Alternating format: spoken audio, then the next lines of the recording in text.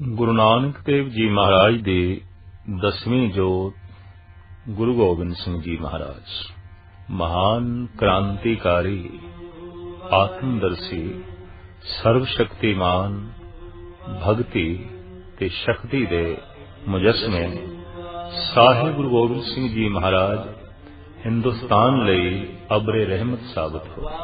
देश की जो सुख गुरु गोबिंद सिंह जी महाराज गुरु नानक देव जी महाराज की 10वीं जोत महान क्रांतिकारी विचारक दार्शनिक संत महाबली इतनिया खूबियां किसी एक व्यक्ति दे इस तो पेशतर देखण नूं नहीं मिलियां। अला यार खां जोगी कहंदे ने इंसाफ करे जी ने जमाना तो यकीन है कह दे गुरु गोबिंद का सानी ही नहीं। वाकई गुरु गोबिंद सिंह जी महाराज की तुलना ते किसी व्यक्ति नूं रखना बहुत कठिन है, बहुत कठिन है। साहिब गुरु गोबिंद सिंह जी महाराज का जन्म पटना पाटलिपुत्र विखे होया। साहिब श्री गुरु तेग बहादुर साहब जी महाराज आप जी के पिता और माता गुजरी जी की कुख तो आपने जन्म लिया। पटने विच बाल अवस्था विच ही आप दे महान योद्धा क्रांतिकारी ते संत ते अवतारी पुरुष के लक्षण प्रगट होने लगे। जिस दिन आप दा अवतार होया प्रकाश होया अंबाला जिदा पुराना नाम है अंबावाला इत्थों दा वसनीक भीखन शाह अज पूरब की तरफ नमाज पढ़ने लगा। खलीफे कहन लगे पीर साईं अज किधरे भंग ज्यादा दे नहीं पी ली, अज चढ़दे की तरफ सजदा पे कर दे। आखन लगा अज अल्लाह दा नूर अज खुदाई प्रकाश पूरब की तरफ प्रगट होया दर्शनां लई चल पिया। कि जद जाके पटने विच दर्शन कीते तां दर्शन करदियां मस्तक नहीं झुकाया। बाल रूप गुरु गोबिंद सिंह जी महाराज दे अगों दो मुठियां कीतियां।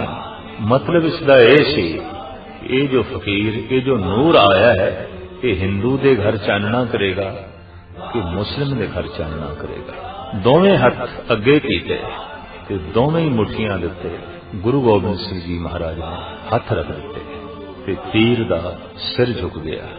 तीर नूं समझ आई ये महाबली योद्धा हिंदू ते मुस्लिम दा सांझा है। उस सांझी वालता दे मुजस्मे दे ये महावाक ने हिंदू तुरक को राफजी इमाम साफी मानक की जात सबे एक है पहचान। गुरु गोबिंद सिंह जी महाराज बचपन विच गंगा दे तट ते बच्चियां नाल जद खेडण जांदे सन तां एक अदुੱਤੀ घटना घटी। एक दिन आपने अपने हत्थां दे विच जो सोने दे बड़े कीमती कड़े पाए हुए सन किधरे एक गुआच गया। माता जी ने मामा कृपाल चंद जी ने बार बार पूछया लाल जी कड़ा किथे है? कोई हीरे ते मोतियां नाल जड़त जो कंगन तुसी पहने होया सी सोने दा किथे है? दूसरा उतार के ते गंगा दे सुट के आखिया उत्थे है, उत्थे सुटे। कोई पकड़ नहीं कंचन ना कोई पकड़ नहीं साजो समान नाल। बचपन विच आप दियां वैरागी ते त्यागी बिरतियां इंज उजागर होईयां। दुखत होके राजा अशोक ने जिस गंगा विच पटना दे तट ते तलवार सुटी सी उसे ही तट तो गुरु गोबिंद सिंह जी महाराज ने तलवार चुकी। साडा ये देश 2000 साल तक गुलामी की लपेट विच रहा है। इत्थे अफगानी आए, ईरानी आए, डच आए, पुर्तगेज आए, मंगोल आए, अरबियन आए, फिर फ्रेंच आए, अंग्रेज आए। सब ने इस देश को गुलाम बना के रखा। कारण कि मनुख किसी हद तक इतना बुज़दिल हो गया सी। अहिंसा परमो धर्म है इस विचारधारा ने इतना कायर बना दिता कि सदियां की गुलामी की लपेट विच ये देश जकड़िया गया। साहिब गुरु गोबिंद सिंह जी महाराज कहन लगे अहिंसा भी सूरबीर नूं ही शोभा देंदी है, कायर नूं नहीं, बुज़दिल नूं नहीं। अहिंसा धर्म का एक निक्का जिहा अंग जरूर है, संपूर्ण धर्म नहीं है, मुकम्मल धर्म नहीं है। इस वास्ते साडे देश के पुराने योधे अवतारी पुरुष भी शस्त्रधारी सन। जैसे श्री राम धनुष-बाण धारण करते हैं, श्री कृष्ण सुदर्शन चक्र धारण करते हैं, अर्जुन के हाथ में धनुष-बाण है, परशुराम के कोल बरछा है, शिवजी के पास त्रिशूल है और गधा है, हनुमान कोल वर्ष के। इस तरह के जितने अवतारी पुरुष ने कोई न कोई शस्त्र अपने कोल रखते हैं और इस गल का प्रतीक है कि हिफाजत बाहरों भी करनी है, हिफाजत अंदरों भी करनी है।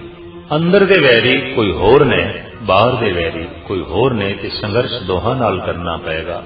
अपनी आत्मा नूं भी बचाना है, अपने शरीर नूं भी बचाना है, अपने मन नूं भी बचाना है, पर अपनी धन संपदा नूं भी बचाना है, अपने देश नूं भी बचाना है, अपने देश की संस्कृति नूं भी बचाना है। देश प्यार दी लहर गुरु गोबिंद सिंह जी महाराज ने इस ढंग नाल भारत वासियों के अंदर फूकी और आख्या, देश की आजादी लई और देश की संस्कृति नूं कायम रखण लई योधे चाहिए ने, महाबली चाहिए ने, जो सिर नूं हथेली ते रखण। हकीकत है, सच्चाई है। आनंदपुर साहब विच विसाखी वाले दिन आपने सिरां दी मंग की। जो सिर भेंट करना नहीं जानता वो अपने सिर की हिफाजत भी नहीं कर सकेगा। जो सिर भेंट करना जानते हैं वो संस्कृति का सिर, देश का सिर, देश के धर्म का सिर उच्चा रखते हैं। पर जो सिर निछावर करना नहीं जानते वो देश का सिर नीवा करा छड़ते हैं। देश की संस्कृति नूं मलिया मेट करने ही अगाह होते हैं। तो गुरु गोबिंद सिंह जी महाराज महाबली इस तरह के सूरमे सन। अज तक दुनिया भर के आलम कहते आए ने कि लड़ाई का कारण जर, जमीन ते जोरू है। पर गुरु गोबिंद सिंह जी महाराज की जीवनी का वर्खा पढ़िए तो आप दियां जंगां का कारण ना जर है, ना जमीन है, ना जोरू है, और दुनिया का वाहिद के पहला महापुरुष है जिसने दुनिया के आलमा की इस गल नूं झटला के रख दिता है कि सिर्फ जर की खातर ही जंग नहीं होंदे, सिर्फ जोरी की खातर ही जंग नहीं होंदे, और सिर्फ जमीन की खातर ही लड़ाई नहीं होंदी, बल्कि मजलूमां दी रखिया रही, दीना की रखिया रही, देश की रखिया रही, संस्कृति की रखिया रही तलवार चुकनी पैंदी है। वैर विरोधी हिरदे नाल लड़ना होर गल है, निर्वैर जज्बे नाल लड़ना होर गल है। गुरु गोबिंद सिंह जी महाराज ने भावें हाथ में तलवार चुक लई है पर अंदर हिरदा निर्वैर है। और निर्वैर होने का एक बहुत बड़ा स्रोत मैदान जंग सिंह सूरमे जिन्होंने मार मार के गिरा देंदे ने, भाई कन्हैया उन्होंने ही जल पिला के खड़ा करता है, पकड़ के मुश्कां बन के भाई कन्हैये दियां गुरु गोबिंद सिंह जी महाराज के हजूर पेश किए गए। आख्या गया, महाराज ये साडे विच गद्दार है, असी जिन्हां वैरियां नूं मार के गिरांदे हां ये उन्होंने ही पानी पिला के फिर सुरजीत कर देंदा है। गुरु गोबिंद सिंह जी महाराज ने भाई कन्हैये तो पूछा, क्यों भाई कन्हैया ये तेरे ते की इल्जाम लांदे ने, तू वैरियां नूं पानी पिलाना है? महाराज मैं ते किसी वैरी नूं पानी नहीं पिलाया, मैं ते आप नूं जल छकाना, मैं ते जिस मुंह नूं देखना आप दा ही मुखड़ा प्रतीत होंदा है। गलवकड़ी च ले लिया। गुरु गोबिंद सिंह जी महाराज ने अपने कोलों मरम डब्बी भी दिती, आख्या लै जख्मां ते मरम पट्टी भी कर लिया कर। इस तरह का कोई निर्वैर मनुख ही जगत दे इस तरह के वैरियां नाल पेश आ सकता है। निर्वैर हिरदा साहिब श्री गुरु गोबिंद सिंह जी महाराज का इस तरह है जिवें एक डॉक्टर मरीज का ऑपरेशन करन लग्या नश्तर चलांदा है, छुरा चलांदा है, चाकू चलांदा है, लेकिन वैर भाव करके नहीं। वो छुरा वो नश्तर दे चों मरीज की जिंदगी लग रही है, ओदी हयात लभ रहा है। तो छुरा डॉक्टर दे हथ दे च है, छुरा कातल दे हथ दे च भी है। कातल छुरे दे च दूसरे दी मौत लभ रहा है और डॉक्टर छुरे दे च दूसरे दी जिंदगी लभ रहा है। छुरा चलाया डॉक्टर ने, मरीज मर गया, नहीं बचया, तो कत्ल का मुकदमा नहीं दर्ज होगा क्योंकि उसका इरादा ही नहीं सी। कातल ने किसी को छुरा मारिया लेकिन अगला नहीं मरिया, तां भी इरादा कत्ल का मुकदमा उस पर चलेगा क्योंकि उसका इरादा सी मारन का। तो गुरु गोबिंद सिंह जी महाराज का जो इरादा है वो तो एक जर्राह का इरादा है, डॉक्टर का इरादा है फालतू मवाद नूं कढ़ देइए। जैसे बांह दे बहुत मवाद भर जाए या पैर दे, तो डॉक्टर कहता है समुचे जिसम नूं बचाने की खातर ये पैर कटना पे, ये बांह कटने पैने। कई दफा समुचे देश की संस्कृति नूं बचाने की खातर कुछ एक पासे करना पैंदा है, तां देश बचदा है, तां देश की संस्कृति बचती है। एक आलम का कहना है कि गुरु गोबिंद सिंह जी महाराज के अनेका रूप ने। जब मैं देखदा वो मैदान में जंग विच लड़ रहे हैं तो एक सिपाही प्रतीत होंदे ने, योद्धा प्रतीत होंदे ने, और जब पाउंटा साहब दे हथ दे कलम लेके कुछ लिख रहे हैं तो कलम विचों नगमे निकल रहे हैं, कविता निकल रही है, तो आप एक कवि प्रतीत होंदे ने, शायर प्रतीत होंदे ने। जब उन्होंने सोने के सिंघासन से बैठा देखीदा, चौर हो रही है, नजराने भेंट हो रहे हैं, लोकी सजदे विच ने, तां इंज प्रतीत होंदा है जैसे एक शहनशाह सिंघासन से बैठा। पर जब पंजां प्यारियां दे अगों हाथ जोड़ के गुरु गोबिंद सिंह जी महाराज खड़े ने ते अमृत की दात मंगते ने, उदों भिखारी प्रतीत होंदे। अज तक जिन्ने दरवेश होए ने वो बादशाह नहीं होए, और जो बादशाह होए ने वो दरवेश नहीं होए। जब किसी बादशाह नूं दरवेश बनने का शौक जागया है, उन्हें बादशाहत नूं लत मारी है। भरतरी ने, राजा गोपी चंद ने ते इस पद्धर दे होर महापुरुषां ने राज सिंघासन नूं लत मार के संतपना कबूल किया, योगी बने, सिद्ध बने, संत बने, दरवेश बने। ते जब कभी किसी दरवेश के अंदर, संत दे अंदर राजा बनने का शौक पैदा होया तो उन्हें संतगिरी छड़ दी, उन्हें दरवेशी छड़ दी। दुनिया दे एक वाहिद मुकम्मल इंसान आया, पूर्ण पुरख आया, जिन्हें दरवेशी की खातर बादशाहत नहीं छड़ी और जिन्हें बादशाहत की खातर दरवेशी नहीं छड़ी। तदी ते भाई साहब भाई नंद लाल नूं कहना पिया, हक हक अंदेश गुरु गोबिंद सिंह बादशाह दरवेश गुरु गोबिंद सिंह। गुरु गोबिंद सिंह जी महाराज बादशाह भी ने, दरवेश भी ने। आप दियां अनेका महान रचनावां ने। दसम ग्रंथ की रचना आपने पौंटा साहब विच कीती, जिहदे च जाप साहब, अकाल उस्तत, बचित्र नाटक, चंडी दी वार, भगवती दी वार, ज्ञान प्रबोध, कृष्णा अवतार, रामा अवतार, वर्ष के 24 अवतारां की कथा, ये महान रचना गुरु गोबिंद सिंह जी महाराज ने, जिन्हां ने जगत की झोली विच पाई है। साहिब गुरु गोबिंद सिंह जी महाराज एक अद्विती शायर ने, कलम दे धनी ने, महान लिखारी ने, और उसके आपने साफ ये भी कर दिता है कि बहुत कुछ मैं अनुवाद किया है। दसम कथा भागवत की भाखा करी बनाए, और बासना ना है प्रभ धर्म युद्ध के जाए। मैं पुरातन धर्म ग्रंथों की भाषा की टीका किया है, तर्जमा किया है। क्यों तर्जमा किया है? ताकि जगत नूं पता चल जाए देश का पुराना धार्मिक इतिहास की है, देश का पुराना धार्मिक ढांचा की है, कि असी जगत नूं की दे रहे हैं, असी जगत की झोली विच की पा रहे हैं। साहिब श्री गुरु गोबिंद सिंह जी महाराज के बारे भाई साहब भाई संतोख सिंह जी के यह ख्याल ने कि इस तरह की महान मूर्ति अगर आलमे वजूद दे च ना आती अज देश विच की होना सी। छाए जाती एकता अनेकता बिलाए जाती, होवत कुचीलता कतेबन कुरान की, पाक ही परपक जाते धर्म धसक जाते बरन गरक जाते, सहत बेदान की देवी देव देहुरे संतोख सिंह दूर होते, रीत मिट जाती कथा वेदन पुराण की, श्री गुरु गोविंद सिंह पावन परम सूर, मूर्त न होती जो कह करुणा निधान की। ऐसी बख्शिश भरी मूर्ति जे ना होंदी ते देश की ये हालत अज नहीं होनी सी।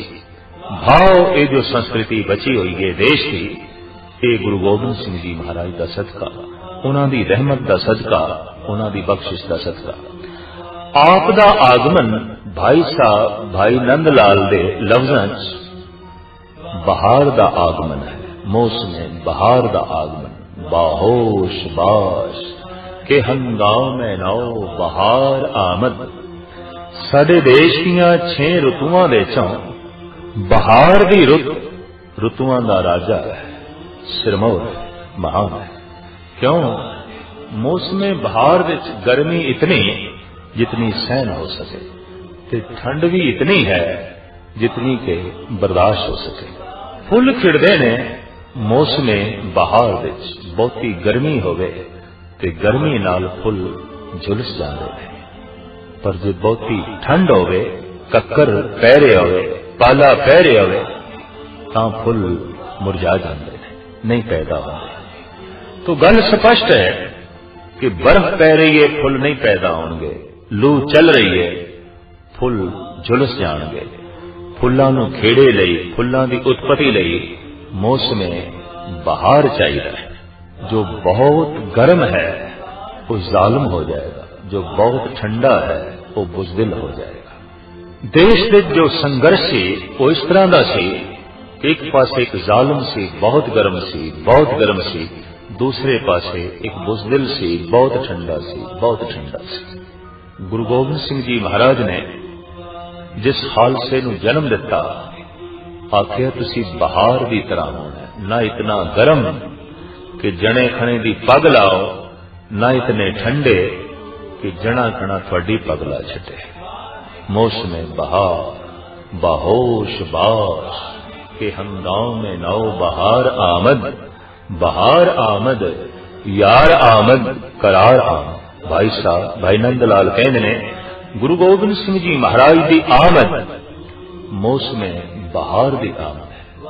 आपने देशवासियों नवी सेध दी और आख्या जब मजबूर हो जाओ, लाचार हो जाओ, तो शस्त्र चुकना भी धर्म है। चुंकारज हमा हिल तेदर व्यस्त, हलालस्त बुर्दम बशमशीर दस्त।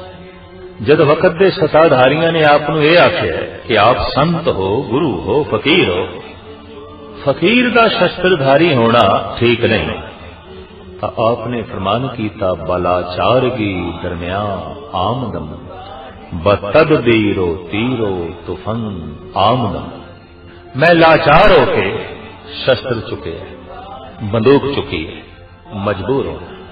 ऐ सताधारियो, थोड़े ते ज्ञान दा, विचार दा, शांति दा, खिमा दा असर नहीं पिया, मैनू मजबूरन शस्त्र चुकना पिया। तो ये वाक गुरु गोबिंद सिंह जी महाराज दे अमर वाक ने। चुंकार हमा हिल तेदर गुयस्त, हलालस्त बुर्दम बशमशीर दस्त। साडे देश दे एक प्रसिद्ध कवि का कहना है, ऐ मां जे तू बच्चे नू जन्म देना है वो सूरमा होवे, जे सूरमा नहीं तो भगत हो गए, जे भगत नहीं तो कम से कम दानी ता जरूर हो गए। जननी जने ता भगत जन, कै दातार कै सूर, नहीं ता जननी बांझ रहे, काहे गवावे नूर। आदकाल तो ये विचारधारा बनी हुई है कि जिन्हों ने जगत नूं तामीर किया है, जगत नूं कुछ दिता है, दानिया ने कुछ दिता है, सूरमिया ने कुछ दिता है, भगतां ने कुछ दिता है। इस वास्ते आख्या गया, ऐ मां अगर तू भगत नहीं पैदा कर सकती, दाता नहीं पैदा कर सकती, सूरमा नहीं पैदा कर सकती, तो फिर तेरा बांझ रहना ही बेहतर है। वाह साहिब श्री गुरु गोबिंद सिंह जी महाराज, ऐसा पूर्ण पुरख जो दाता भी है, भगत भी है, सूरमा भी है।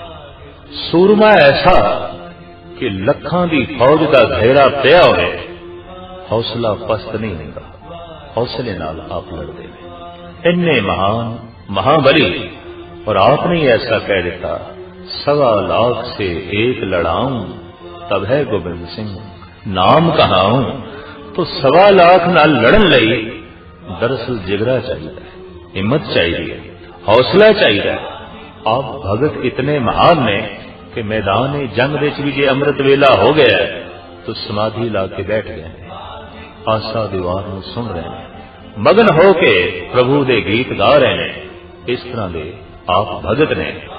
दानी दानियां दे ते आप नूं कहा जाता है सरबंस दानी।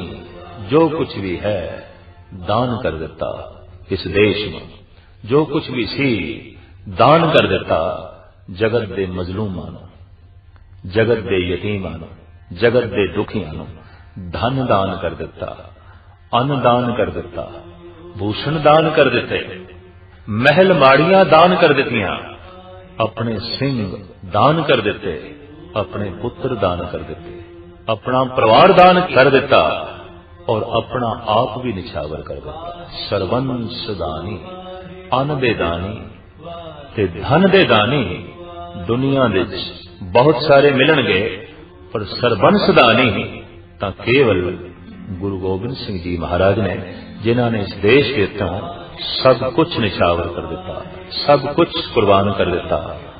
लाला दौलत राय कहते हैं कि जब मैं रामायण की जंग का अध्ययन करता कि उत्थे कारम ने 2 इस्त्रियां सीता ते शरूपनखा। शरूपनखा दी नक लक्ष्मण ने कट दी, बदले की भावना विच रावण सीता नूं चुक के लै गया। बहुत वड्डा संघर्ष होया। धार्मिक तौर ते राम ते रावण का कोई भेद नहीं है, मतभेद नहीं है। 4 वेदां दा पाठी रावण है, सियाणा है। 4 वेदां दे पाठी श्री राम जी ने। राम रामेश्वरम दे शिव जी की पूजा करते हैं, रावण भी शिव जी का ही उपासक है, शिव जी की ही उपासना करता है। तो धार्मिक तौर पे कोई मतभेद नहीं। दूसरी अजीम जंग हुई महाभारत की। लाला दौलत राय कहते हैं उत्थे भी कारण है एक स्त्री, और वो स्त्री है द्रौपदी। द्रौपदी की रचना तो दुर्योधन लई ये शब्द निकले, ये अंधे दा अंधा है। धरतराष्ट्र उन्हां दा पिता अंधा सी, ये अंधे दा अंधा है। ये कौड़े बचन दुर्योधन नूं ऐसे चुभे, बदले की भावना पैदा हुई, लिहाजा पांडुआं नूं जुए लई प्रेरिया। तो धर्म पुत्र युधिष्ठिर अज जुआ खेडन लगे। हैरानगी, वो जुए दे धन हारदे ने, फिर वस्त्र हारदे ने, भूषण हारदे ने, महल हार जाते हैं, फिर राज पाठ हार जाते हैं। इतना वड्डा जुआरी फिर पत्नी हार जाता, फिर वो द्रौपदी नूं हार जाते हैं। फिर ये अगां चल के बहुत वड्डे संघर्ष का कारण बनी, महाभारत के युद्ध का कारण बनी। लाला दौलत राय कहते हैं स्वाने उमरी गुरु गोबिंद सिंह जी महाराज दे महाबली, जो आपकी लिखत एक बड़ी सुंदर किताब है, उहदे च आप कहते हैं कि ये जिहड़ियां 2 अजीम महान जंगां पुराने समय साडे देश विच होईयां, कारण इस्त्री है ते धार्मिक तौर पे कोई मतभेद नहीं है। ते दोवें पासे राजे ने, एक पासे सेना दे मुखी ने द्वारका दे राजा, एक पासे दुर्योधन आप ने इंद्रप्रस्थ दे राजा मुखी सिरमौर। धार्मिक तौर पे कोई मतभेद नहीं। पांडव पढ़े ने द्रोणाचार्य को, कौरव भी पढ़े ने द्रोणाचार्य को। धर्म एक, धार्मिक तौर पे कोई मतभेद नहीं। दोवें राजे ने।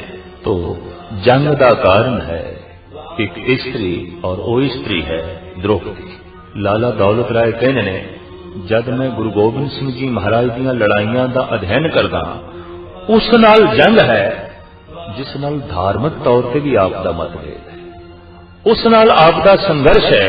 एक पासे एक देश का राजा है, सुल्तान है, और दूजे पासे एक फकीर है जिहदे खजानियां विच कुछ भी नहीं है। फिर ये बहुत वड्डी जंग भी जो अनेका लड़ियां गईयां, जर जमीन जोरों की खातर नहीं, देश की रखिया की खातर, देश की मजलूमां की खातर, देश की असमत की खातर। और उस हालत सतगुरु ने तलवार उठाई जब देश की असमत गजनी के बाजारों टके टके विकदी सी। रामायण के एक बड़े कीमती मधुर वाक जो महात्मा तुलसी ने लिखे ने, अनज बधू भगनी सुत नारी, हे सठ ये कन्या समचारी। जब पेड़ां की ओट विच छुप के श्री राम ने बाली नूं मार दिता है ते बाली ने कहा भगवान ने घोर पाप किया है, तो राम कहने नहीं, मैं पाप नहीं किया तेनों मार के। इन्हें छोटे भरा की स्त्री तारा ने जबरन अपने कोल रख लिया सी। तो श्री राम दे ए बोल जिन्हों कलम बंद करते ने श्री तुलसी, अनज बधू भगनी सुत नारी, हे सठ ये कन्या समचारी। ताहे कुदृष्ट बिलोक